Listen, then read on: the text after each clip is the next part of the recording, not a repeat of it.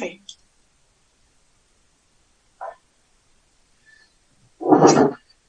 Si la sección MM corta idealmente con un plano pi, corta transversalmente el cuerpo, el sólido, y se aísla la sección, para establecer el equilibrio, trasladamos al baricentro de la sección las acciones actuantes sobre la pieza. En general, aparece una resultante de fuerzas que está identificada con la letra R en este caso, con una orientación cualquiera, y la resultante dibujada como un vector convencional M. Es convencional porque el vector M actúa en el plano normal al de la resultante, al de la fuerza convencional, ¿no? Es un vector que es normal al plano donde actúa la acción R. En general, levanta un poquito. En general, esto se puede expresar un poco más. La siguiente. En general, se puede descomponer la resultante R en dos componentes identificadas acá en la figura como la letra R' y RZ, donde R' tiene una orientación cualquiera y da origen a la fuerza, a las fuerzas cortantes que pueden ser con sentido de QX o QY. Puede tener una inclinación en el plano cualquiera, y la resultante RZ, que está orientada según el eje Z de la pieza, da origen al esfuerzo normal en la sección transversal de la pieza. También, de la misma manera que se analizó la resultante de acciones concentradas, R, se puede analizar la composición de momentos, M, que puede tener una componente MZ en el sentido del eje Z, o M', que también puede, como tiene una orientación cualquiera, puede tener componentes en MX o en MY. MZ actúa según la dirección del eje Z y actúa el momento en el plano normal al eje Z. Si consideramos ahora una viga de eje recto, de sección constante, sometida a un estado de cargas que no produce momento torsor. O sea, en este caso estamos empezando el análisis y vamos a empezar por fricción y gradualmente vamos a ir ampliando y llegando a estados compuestos más complejos. Este es un estado de cargas arbitrario, donde aparece un diagrama de cargas cualquiera, un estado de cargas cualquiera PQ, y un diagrama MQN convencional de estabilidad. La sección no es una sección de forma cualquiera, no tiene ejes de simetría. La carga Q actúa según el plano de fuerza F, pasa por el baricentro obviamente, aparece también convencionalmente el vector momentos, un vector convencional, y aparece identificado con la letra M y con la letra epsilon, que corresponden a eje neutro y plano de carga que ya vamos a ver. Son ejes principales de inercia en realidad. El eje se entiende voy a recordar un poquito. Ejes principales de inercia son ejes que actúan en planos donde las tensiones son principales de inercia, tensiones principales de inercia. Tienen que recordar un poquito conceptos de inercia que han visto ustedes en estabilidad 1. F ya vimos que es el plano del eje de carga, que puede o no coincidir con el plano de momentos principales de la sección. En el caso de la fricción, aparecen distintos esfuerzos según la combinación de esfuerzos actuantes en la pieza. Yo voy a empezar de abajo, la sección M, donde el momento, de abajo para arriba, donde el momento es distinto de cero y el esfuerzo normal es cero. Ese caso donde actúa solamente momento flector, M, y distinto de cero, se conoce como flexión pura. Si el plano de cargas coincide con el eje principal, la flexión es pura, recta o normal. Si el plano de cargas no coincide con el eje principal, la flexión es pura, oblicua. Repito, tiene que aparecer solamente el momento flector, no tiene que existir ningún otro esfuerzo. Si al momento flector le agregamos el esfuerzo de corte, siguiendo de abajo para arriba, Q distinto de cero, M distinto de cero, el caso se conoce como flexión simple. Si F, el eje principal, coincide, el plano de carga coincide con el eje principal, la flexión es simple, recta o normal. Y si F, el plano de carga, no coincide con el eje principal, la flexión es simple, oblicua. Y por último, cuando aparece momento, el esfuerzo M es distinto de cero y también el esfuerzo normal es distinto de cero, la flexión es compuesta. Lo mismo que los casos anteriores, cuando el plano de cargas coincide con el eje principal, la flexión es compuesta, recta o normal, y si no coincide es flexión compuesta oblicua.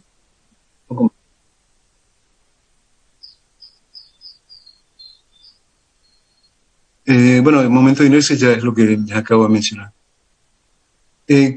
Para el primer caso donde solamente vamos a tener en cuenta el momento del esfuerzo, el momento flector, el momento solamente, no existe ningún otro tipo de esfuerzo combinado, tenemos el caso de flexión pura, que puede ser recta o normal.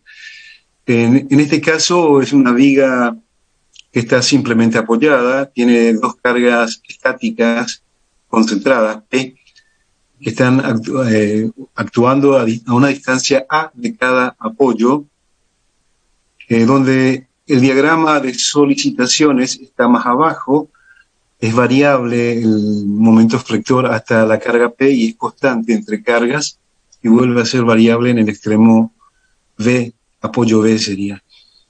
Y el esfuerzo cortante también está expresado ahí en la figura 6.5. Para este caso es una sección trapecial, es simétrica. F coincide con el eje principal en este caso, y P está actuando sobre el plano de cargas F. Obviamente el momento MX está dibujado convencionalmente como un vector. Las cargas anteriores generan un estado tensional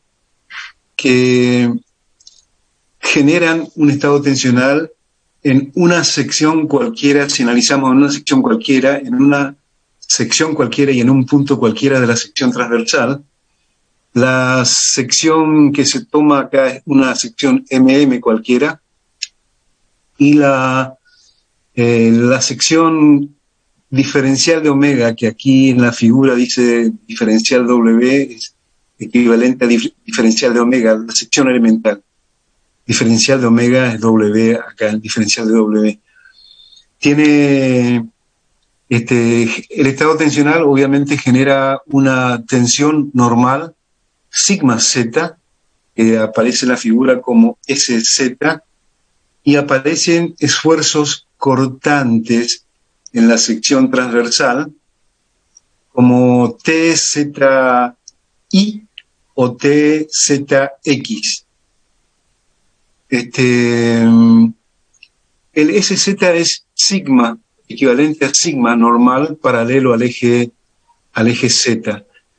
Como para que se cumpla la condición, se deben cumplir que la tensión, el esfuerzo normal es cero en este caso. Digamos, estamos tomando la sección entre los puntos de aplicación de la carga concentrada, donde el momento flector es constante, es cero, y no existe ningún otro tipo de esfuerzo. El esfuerzo normal, que sería equivalente al sigma z, que en la figura está dibujado como S, sigma z por diferencial de omega, que en la figura aparece como diferencial W, que está tomada la figura de un texto que tiene nomenclatura inglesa. Son equivalentes sigma z y diferencial de omega W y S z. El esfuerzo normal tiene que ser cero. El producto del área elemental por la tensión constante que actúa en la sección transversal tiene que ser cero. El esfuerzo cortante ZX por diferencial de omega en la misma sección, que equivale al esfuerzo de corte Q según el eje X, cero, lo mismo que el QI, que tiene que ser también cero. El producto de TZX por diferencial de omega por I y TZI por diferencial de omega por X momentos respecto al eje Z tiene que ser cero, que es el momento torsor también. Es el momento torsor que actúa en la sección transversal. El MI, el momento, sigma Z por diferencial de omega por X, de acuerdo a las nomenclaturas que están en la figura, tiene que ser cero también, y el único esfuerzo que está actuando correspondiente al momento, de momentos flectores, M, es MF, momento flector, o MX, es sigma Z por diferencial de omega por I, es igual a MX y es el momento flector que actúa en la sección. Estas son las solicitaciones en forma genérica que están actuando en la sección transversal de esta pieza en un punto cualquiera de la sección, bajo la condición siempre de equilibrio. Reiteramos, todas las resultantes de esfuerzos cortantes como normales y momentos son nulas, salvo la del momento flector MX, en este caso. Para establecer una relación entre las tensiones y las solicitaciones exteriores, se deben plantear condiciones de deformación. Al cargar la viga, esta se deforma. El eje Z, originalmente recto, experimenta una ligera curvatura que se conoce como elástica, línea elástica o elástica simplemente. Vamos a hablar más adelante cuando veamos deformaciones, que vamos a estar hablando de este tema de elástica. Los puntos sobre el eje representativo de las secciones experimentan traslaciones pequeñas, verticales. Dichos desplazamientos pueden considerarse como vertical, básicamente, lo cual significa que la viga no modifica su longitud. Para el común de las vigas podemos o vamos a establecer de ahora en más una relación, salvo que se aclare lo contrario, una relación de luz de la viga a altura de la viga, L sobre H, aproximadamente igual a 10 o mayor a 10. Para esta situación es válido tomar la siguiente consideración. De la viga toma dos puntos, dos secciones, 1, 1, 2, 2, se ve en la figura 6, 7, toma dos secciones, 1, 1 y 2, 2, y en el tramo central y alejada, esto también es importante aclarar, alejadas de los lugares de apoyo o de aplicación de las cargas. En correspondencia con las secciones adoptadas, dibujamos en lateral dos líneas rectas transversales que se ve en la figura 672 con líneas pintadas. En la medida que se carga la viga, las líneas pintadas continúan siendo rectas, ya no son paralelas, se van curvando, se van inclinando hacia el centro de curvatura o la figura, ya no son paralelas entre sí, tienen un giro relativo y coinciden en el centro de curvatura de la viga O.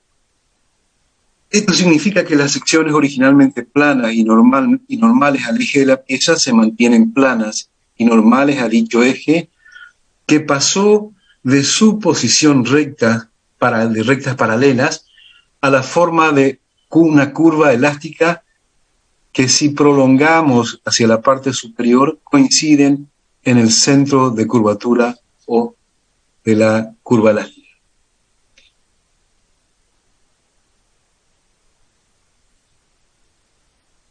En base a lo expuesto, se pueden admitir las siguientes hipótesis, que son hipótesis generales en la flexión.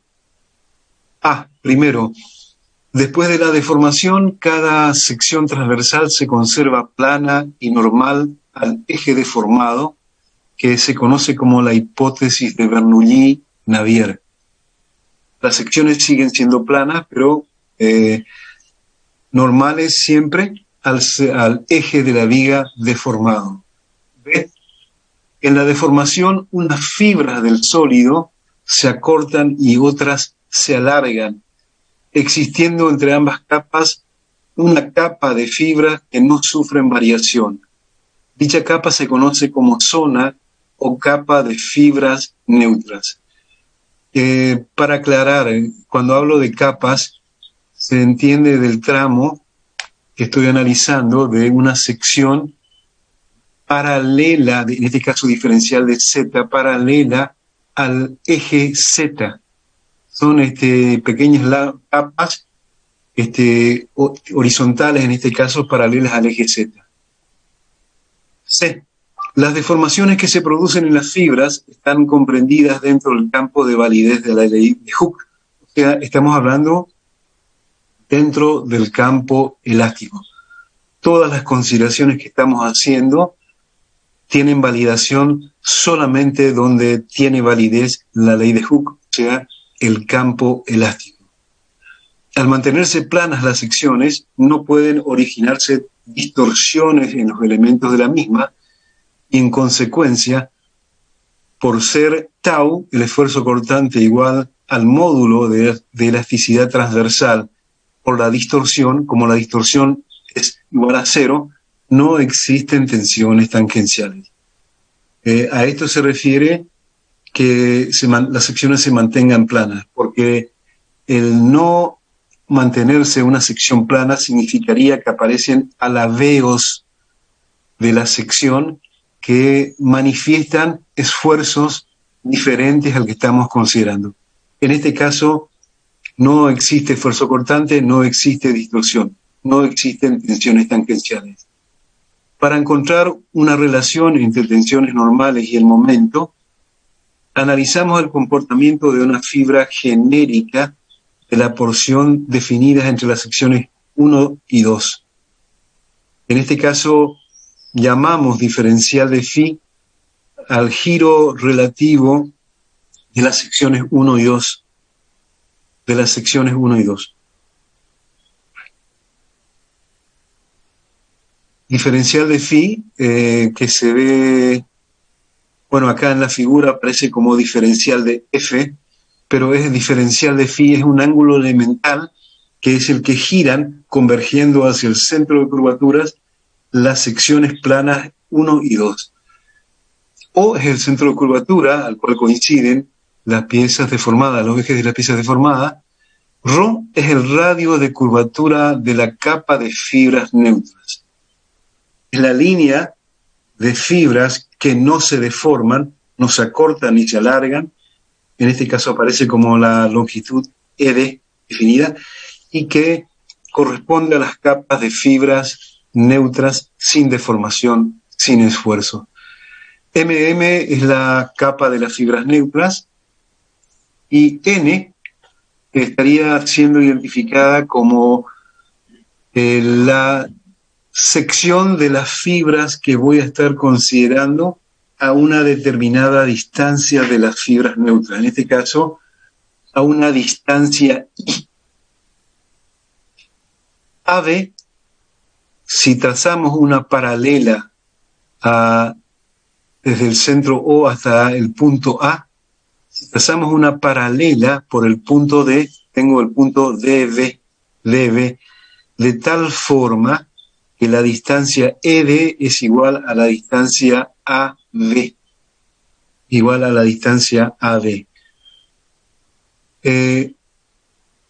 si lo asimilamos, cosa que en el campo elástico, por la pequeñez de las deformaciones, se puede hacer como una similitud de triángulos, tendría que la distancia ED es al radio ρ, la base es a la altura en un triángulo, como BC es a la distancia I. El lado DB es paralelo al lado AE. Entonces la distancia AB es igual a la distancia DE. De esa manera queda que la relación entre BC a AB, lo mismo que la distancia a las fibras I es a ρ. Despejando por relación de triángulos, despejando, me queda que la distancia BC, la relación de la distancia BC a AB es a la relación I, distancia a las fibras que estoy considerando, a ρ, la distancia al centro de giro. La relación BC-AB es el alargamiento de la fibra por unidad de longitud. O sea, las fibras originalmente tenían una longitud deformada. En la parte inferior hay un alargamiento de las fibras. La fibra se alargó y tiene una distancia AC. Por la relación anterior, por la paralela que trazamos, la distancia AB es igual a la distancia DZ. Representa BC sobre AB, es el alargamiento epsilon que ya vimos cuando analizábamos la ley de Hooke. Es el alargamiento específico o unitario, que en este caso epsilon es igual a I sobre ρ por la demostración de arriba, un poco más arriba.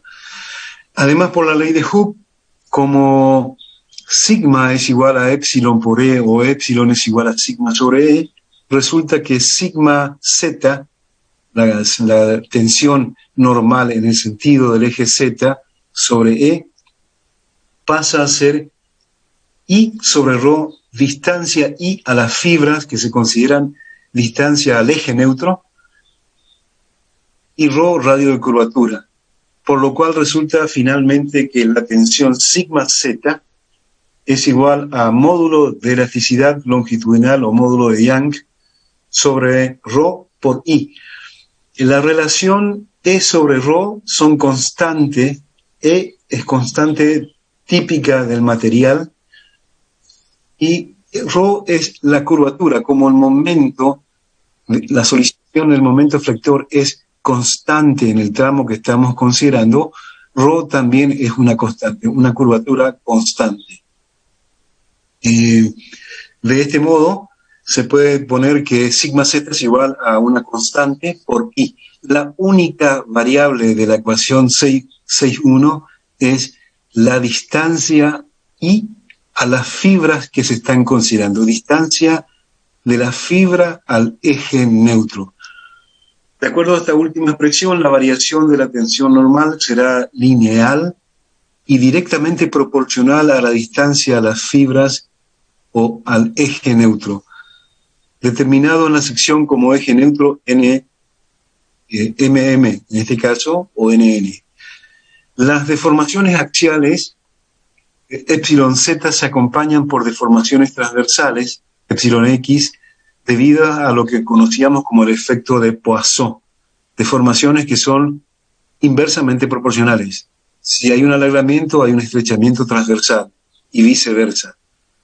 Las deformaciones de alargamiento por debajo del eje neutro tienen deformaciones de acortamiento. Por encima del eje neutro, lo contrario. Si es una deformación transversal despreciable, ya no se tiene en cuenta al calcular el momento de inercia de la sección.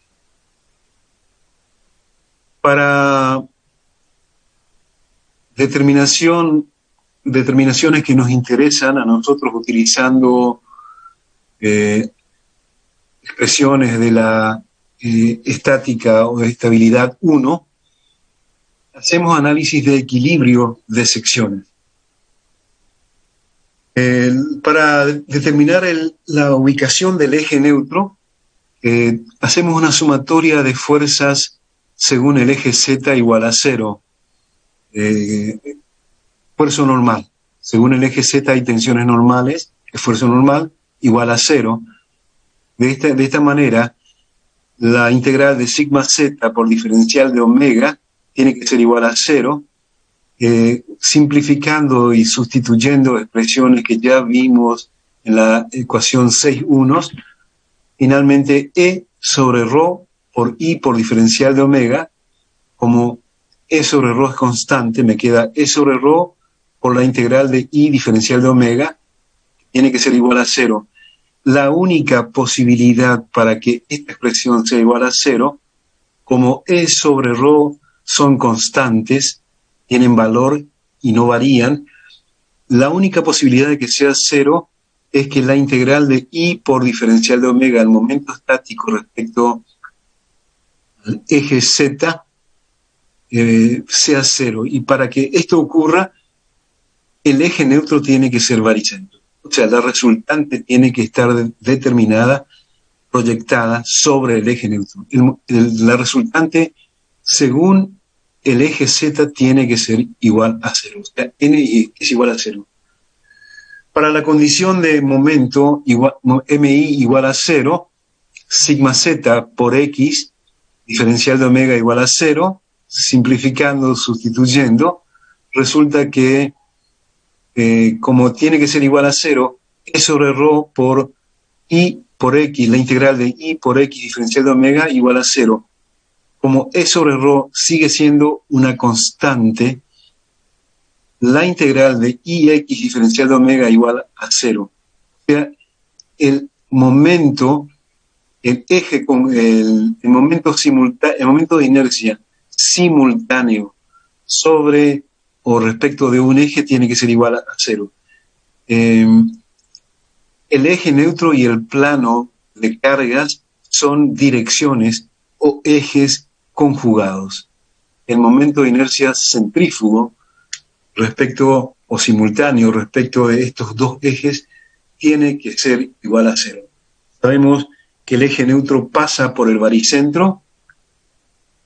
Sabemos que la dirección que forman el plano de cargas o el eje de cargas y el eje neutro son direcciones conjugadas.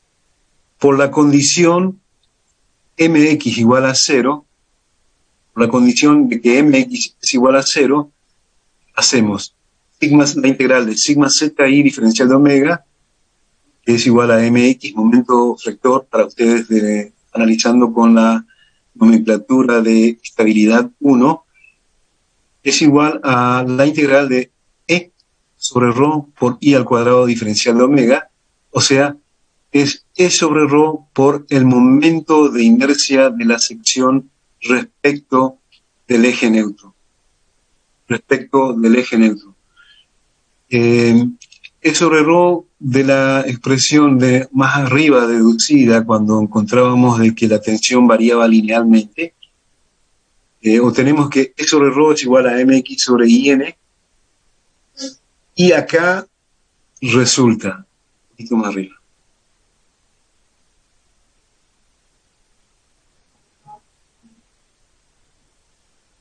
resulta finalmente despejando de ahí que sigma z es igual a mx sobre ix por i. Esta se conoce como la ecuación fundamental de la flexión, que expresa la relación del estado tensional y de la característica geométrica de la sección, expresadas en jx o ix, y el estado tensional sigma z, en función del momento o esfuerzo flector que está actuando en la sección que estamos considerando, y a una distancia i del eje neutro cualquiera. variable con la distancia, linealmente con la distancia i. En el caso de la figura trapezoidal simétrica, donde uno de los ejes de simetría o ejes principales coincide con el plano de cargas, aparece el diagrama de tensiones. Y como tiene distancias máximas a los extremos de la figura trapezial, hay tensiones sigma 1 y sigma 2 variables diferentes, siendo nula, cero, donde no hay distancia, o sea, en el eje neutro, tensión cero y cambio de signo. Si arriba está comprimido, tiene tensiones negativas, y si abajo se tracciona, tensiones positivas, o viceversa, según el estado de carga, ¿no? Sí.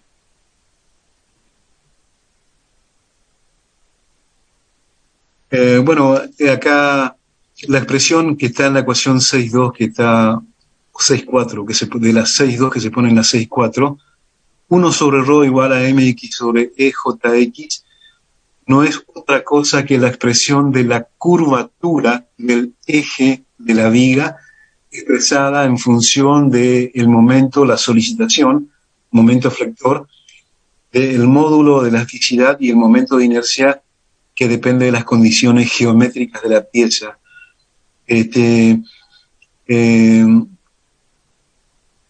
Bueno, acá analiza una relación de proporcionalidad, directamente proporcional a la curvatura al momento flector solicitante e inversamente proporcional al producto de E por I, que se conoce como rigidez a la flexión.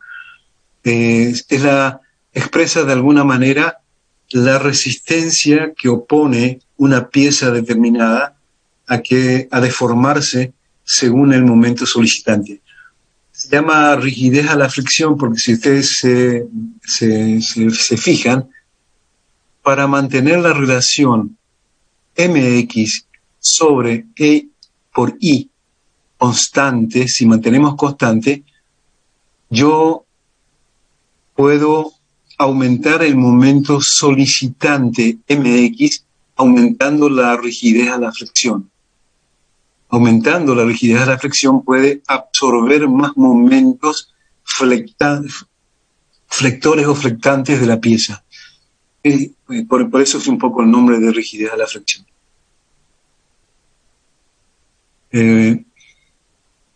Bueno, acá se conoce como el módulo resistente para establecer procesos de dimensionamiento. En la fórmula de tensión podemos ver que todos los puntos de la sección con la misma ordenada y la misma fibra tendrán iguales tensiones, se mantiene constante para una distancia igual respecto del eje neutro, siendo mínimas y máximas en los extremos, donde las distancias a las fibras sean más alejadas o menos alejadas, máximas o mínimas. En general no suele hablarse de tensión máxima o mínima, sino de máxima tensión de tracción y máxima tensión de compresión. Sí, un poco más.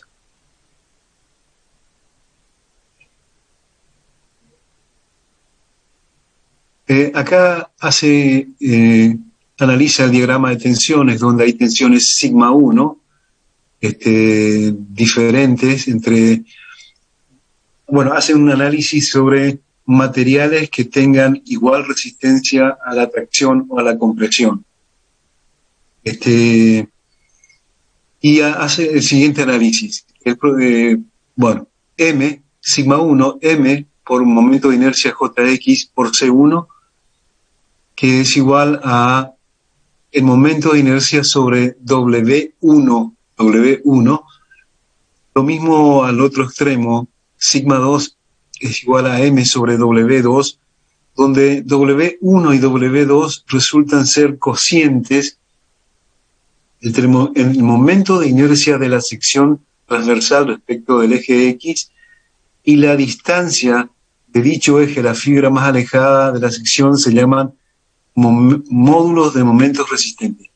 La relación del momento de inercia a las distancias extremas una sección determinada, se conocen como módulos de momentos resistentes. Utilizando el concepto de módulos de momentos resistentes, pueden distinguirse materiales cuya resistencia es la misma a la tracción y a la compresión, y aquellos materiales que no tienen igual resistencia en la tracción y en la compresión. Para el primer caso, cuando sean iguales, de igual resistencia a la compresión y a la tracción, el momento máximo, utilizando la fórmula de Navier, es igual al momento sobre el módulo resistente mínima. Se toma el mínimo valor del módulo resistente.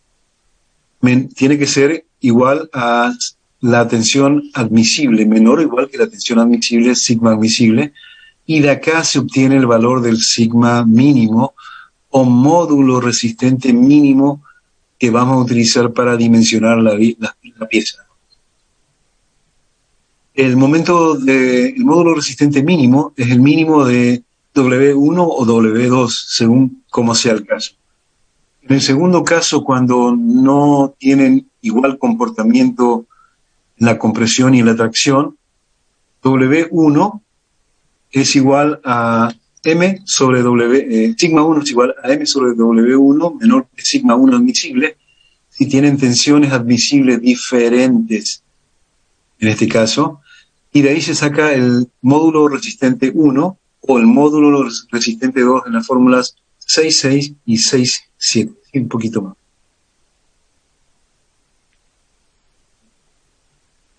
En el primer caso, dice, una acotación, conviene que la sección sea simétrica de manera que W1 sea igual a W2, con lo que puede llegarse prácticamente a valores iguales de tensión admisible, tanto en las fibras superiores como en las inferiores. Si la pieza no es simétrica respecto al eje neutro, una de las dos fibras extremas no es aprovechada integralmente, obviamente, ¿no?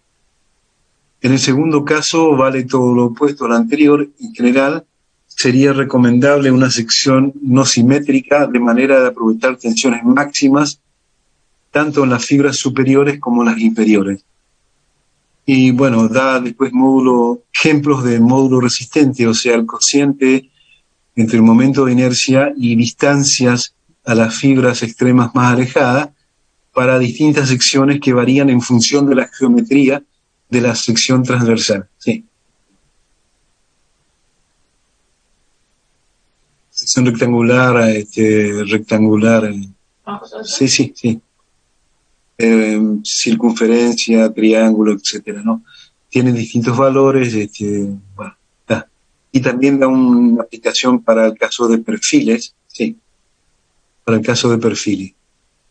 Después aparece un concepto de brazo de palanca elástica, obviamente en una sección como la que estábamos analizando, que tiene distancias a las fibras superior e inferior diferentes, C1, C2, aparece un diagrama de tensiones variables linealmente, de sigma 2 a sigma 1, pasando por 0 en el núcleo central, y con diagramas triangulares de esfuerzos de solicitación normal. Básicamente, un poco el resumen de todo lo que van a encontrar acá en la expresión es que estos diagramas dan como resultante una fuerza N' en el caso de la parte superior y un esfuerzo normal N en la base inferior.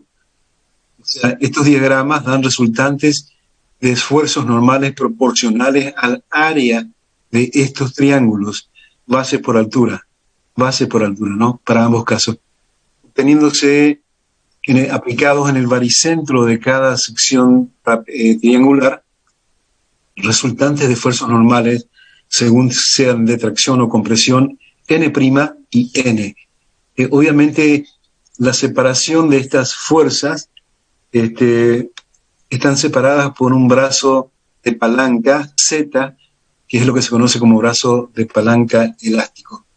Analíticamente, sí, un poco más.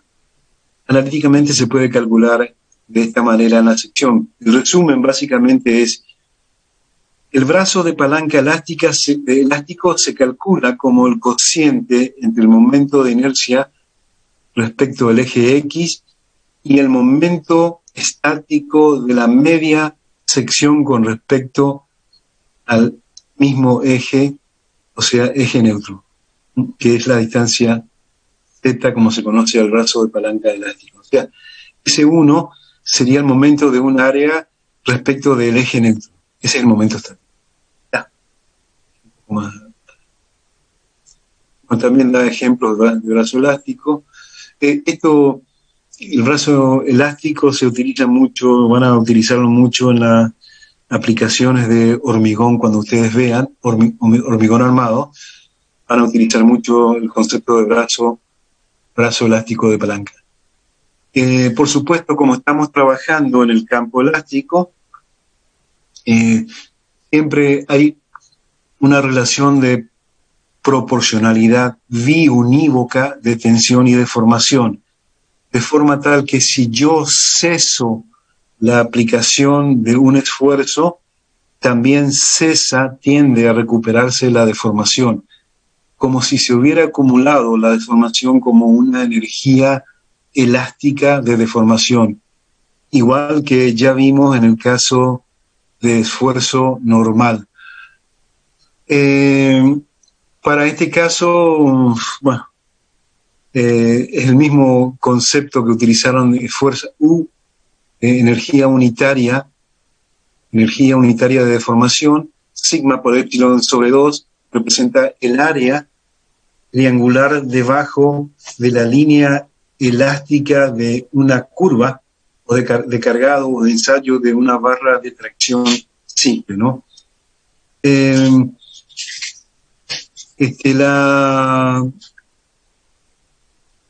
Básicamente, bueno, hace transformaciones, después utiliza cosas que ya vimos en la flexión, un poquito más.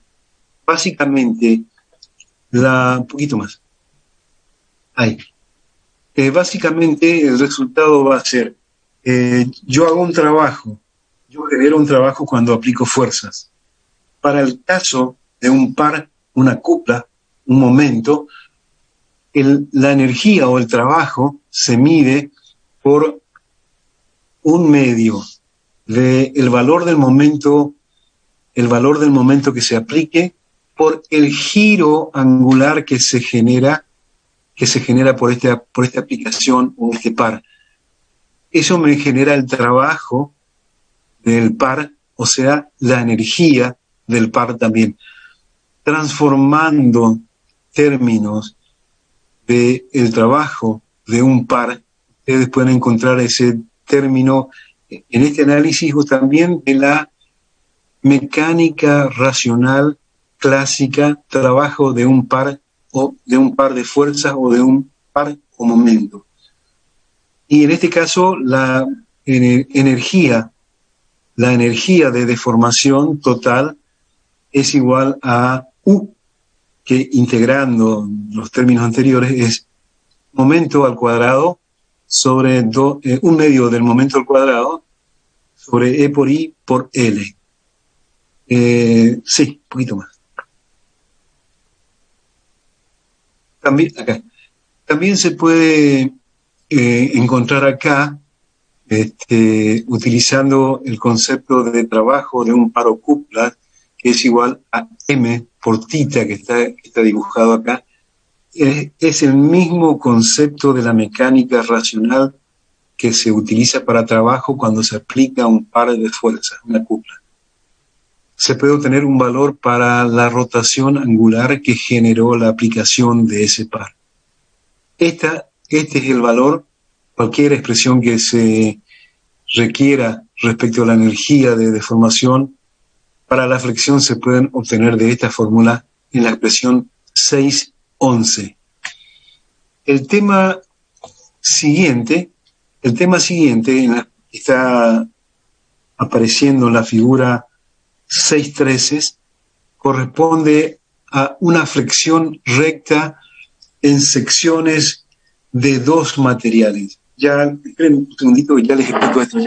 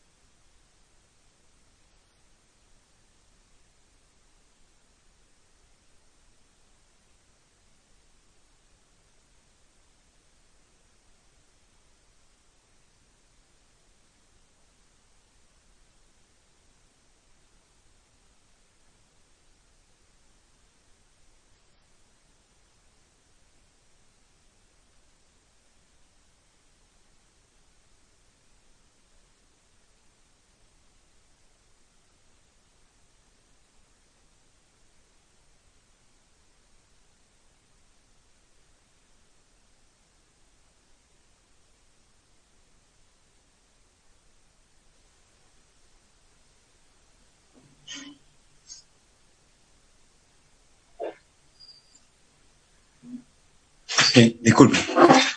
El caso de la flexión recta, cuando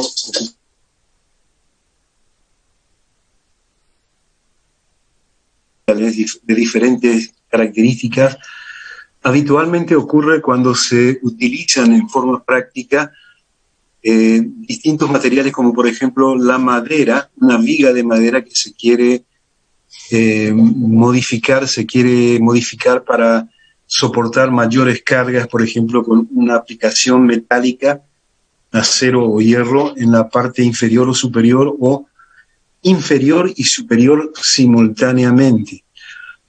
Para analizar con los mismos elementos que yo ya vi acá en la flexión, el método que ustedes lo van a mirar y lo van a poder entender es el método que se utiliza, se llama de la sección transformada. En vez de utilizar una sección como la que aparece en la figura 6.13, que tiene un ancho V y tiene una capa, una planchuela de metal abajo, en la base de la sección de la viga de madera, se hace una transformación de la sección modificando el ancho de la viga de madera por un producto NV, y considerando que la sección es de un solo material. Tiene un ancho NV en la base y un ancho V en la parte superior, en el espesor de la planchuela que se está adhiriendo a la sección de madera. Por supuesto que este agregado modifica las tensiones y el diagrama de tensiones que se tiene que recrear. En resumen, se aplica la misma fórmula de la flexión, solamente que hay que considerar una base modificada para unificar la sección. Y aparece esta sección como T invertida en la figura 6.13, de base NV y de superficie, de ancho superficial superior V. Y se aplican las mismas fórmulas de la flexión. Un poquito más. Se ocupa la fórmula de Navier, la ley de Hooke, se determina la relación N en función de los módulos de elasticidad de la madera y el metal eventualmente, es el N que ustedes van a utilizar para homogeneizar la sección. Y ocupan las mismas leyes, reglas, fórmulas de la flexión. Un poquito más.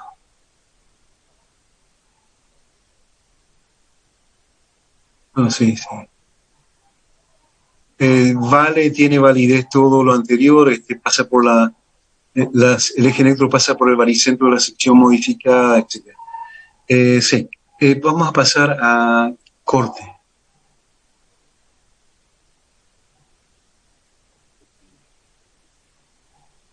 De aquí vamos a pasar a ver en la flexión,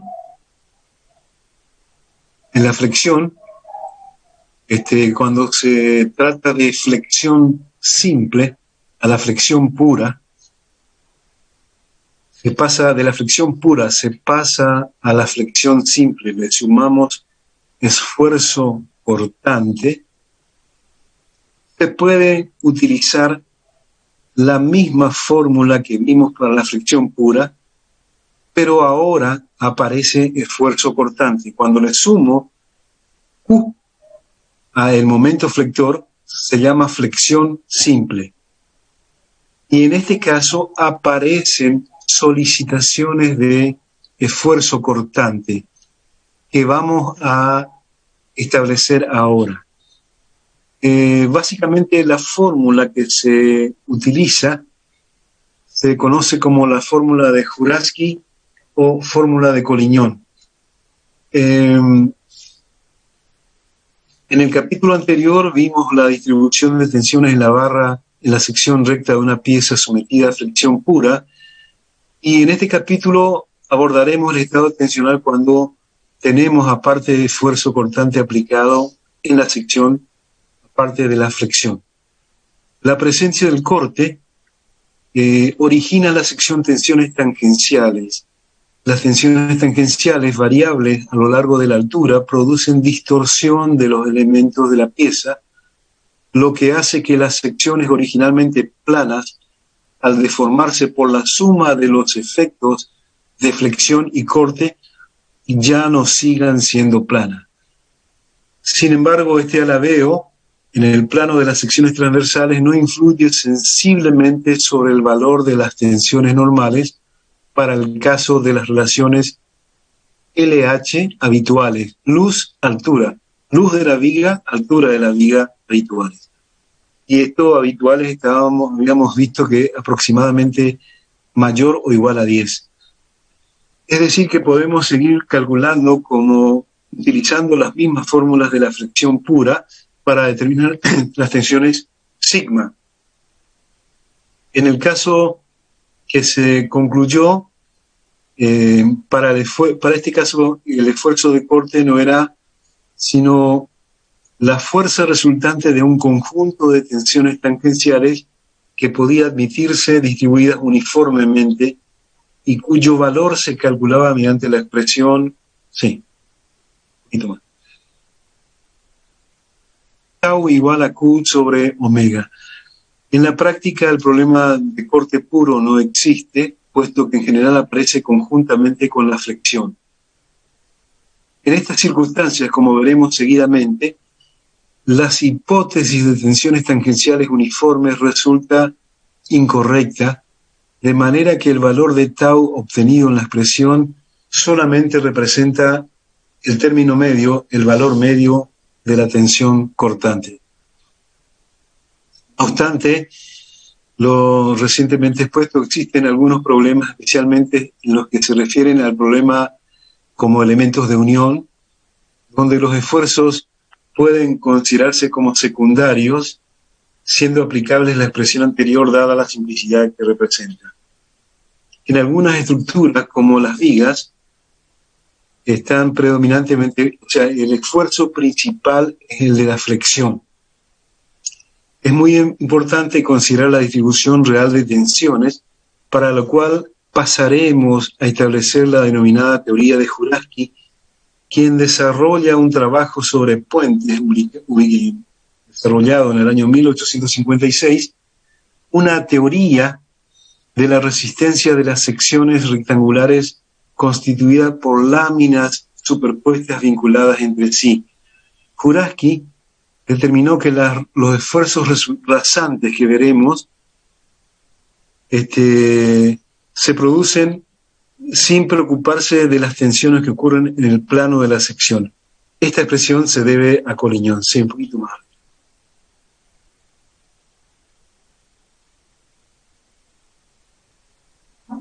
Sí, un poquito más.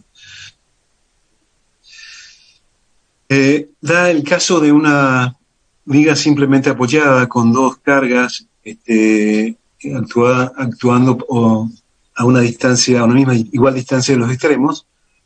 Aparece un diagrama de momentos flectores variable y un diagrama de esfuerzos cortantes entre cargas estáticamente aplicadas y un esfuerzo de corte común, MQ. Este caso, esta combinación está ubicada en el caso de flexión simple, la combinación del momento flector actuante en la pieza y esfuerzo cortante, ¿no? Vamos a ver cómo se aplica en este caso.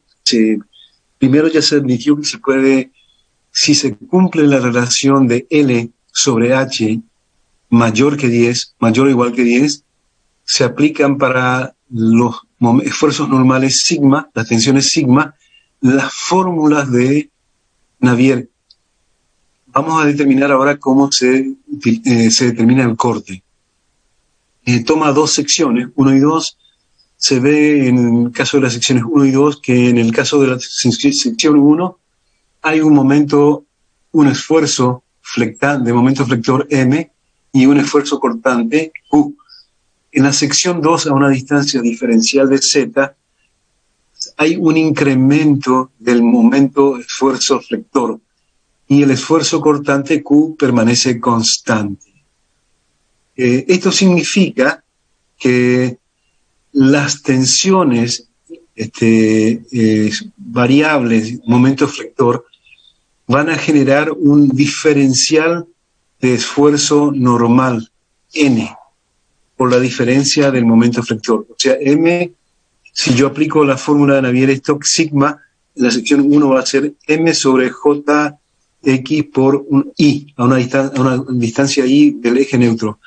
Y en la sección 2 va a ser M, sigma va a ser M más diferencial de M sobre JX por I. Hay un diferencial de tensión sigma, diferencial de sigma, generada por el diferencial de momento flector.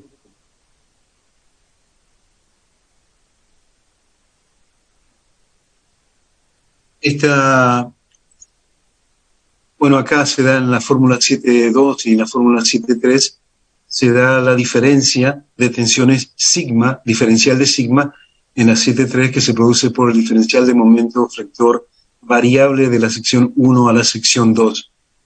Como siempre vamos a estar trabajando bajo la suposición de una sección en equilibrio estático, este diferencial de tensión sigma genera un diferencial de tensión o esfuerzo normal N.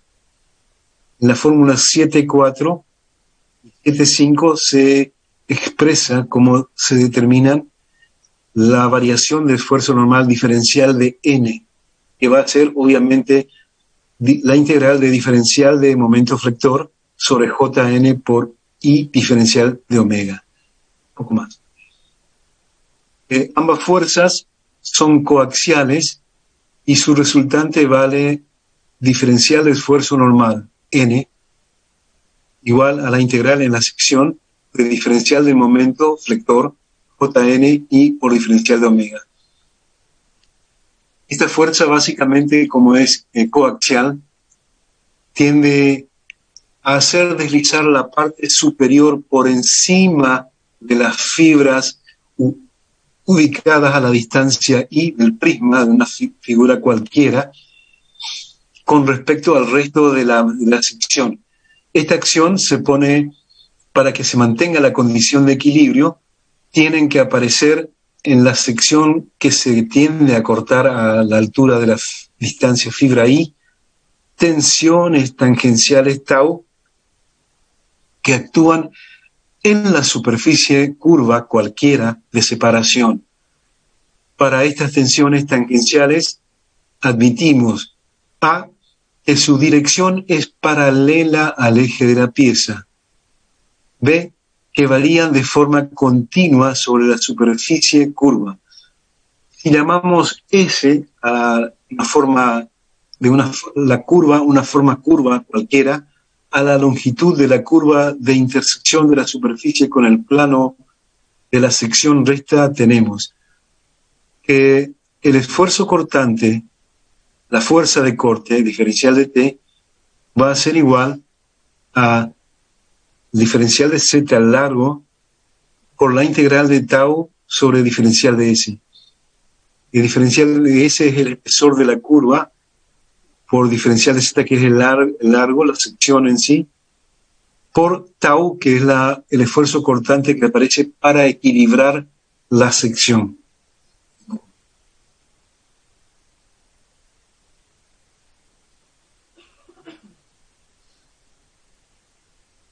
El equilibrio exige que la fuerza de corte diferencial de T sea igual a la fuerza, el exceso de fuerza normal diferencial de N. Si igualamos de las dos expresiones anteriores, me queda, bueno, diferencial de M diferencial sobre Jn por I diferencial de sigma es igual a diferencial de Z por la integral de tau diferencial de S. Y de acá ir recordando relaciones funcionales entre el esfuerzo cortante, el momento flector, la relación diferencial, momento flector, esfuerzo flector, diferencial de M respecto de sobre diferencial de Z, relación funcional según el eje Z, que es igual a el corte. Recordando, esto es estática, esto es mecánica, estabilidad 1. Finalmente, de la fórmula se deduce que tau medio es igual a Q, corte, esfuerzo cortante, por ese N sobre momento de inercia respecto al eje neutro por S. Esta es la fórmula de Jurafsky-Collignon, donde Q es el corte, el esfuerzo cortante Q, que ustedes conocen del diagrama de esfuerzos M, Q y N. S, N es el momento estático de la sección que está por encima de las fibras I o por debajo. Es el momento estático de la sección que tiende a separarse del resto, que está por encima de la fibra I o por debajo. Ya van a ver en la práctica cómo cambia esto, ¿no? El momento de inercia respecto del eje neutro JN depende de la geometría de la sección transversal, y ese es el ancho de la sección a esa distancia de fibra I. Ese es un ancho cualquiera que puede ser curva o recta.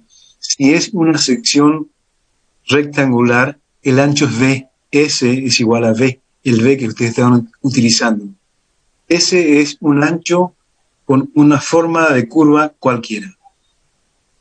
De acuerdo con la ley de Cauchy o reciprocidad de tensiones, las tensiones tau de resbalamiento longitudinal dan origen en el plano de la sección a tensiones tangenciales normales en cada punto de la curva S que yo les mencionaba, a su correspondiente tangente, y cuyo valor medio está dado por la expresión 7,9.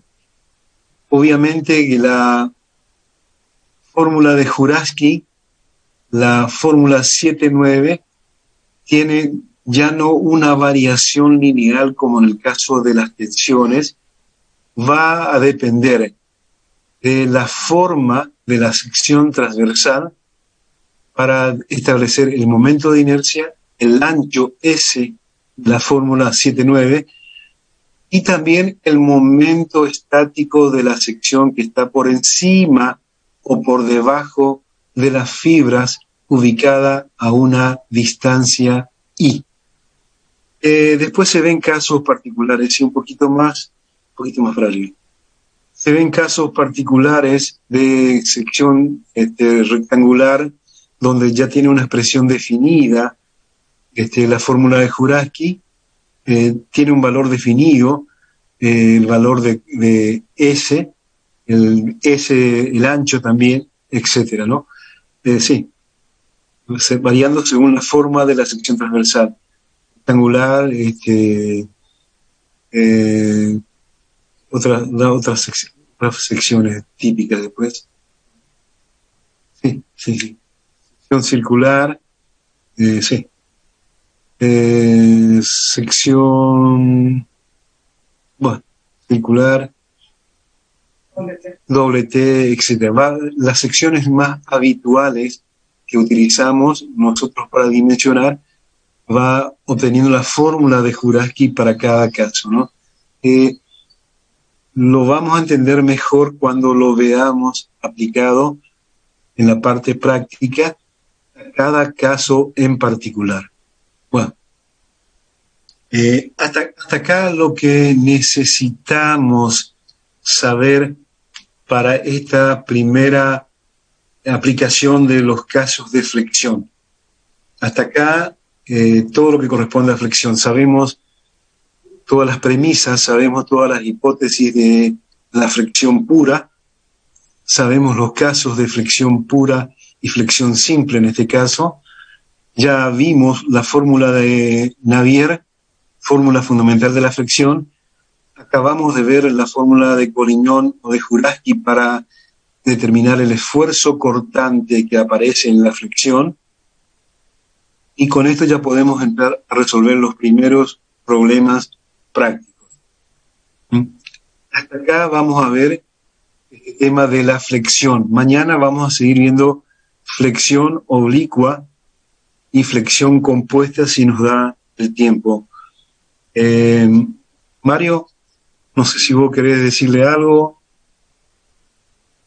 ¿Sí? ¿Me escuchan, muchachos? ¿Me escuchan, muchachos? Sí, ingeniero. Bueno, hasta acá vamos a entrar a ver flexión. Mañana vamos a seguir con flexión oblicua y con flexión compuesta. ¿Estamos? Bueno, muchas gracias. Hasta mañana. Si tienen alguna pregunta, les escucho.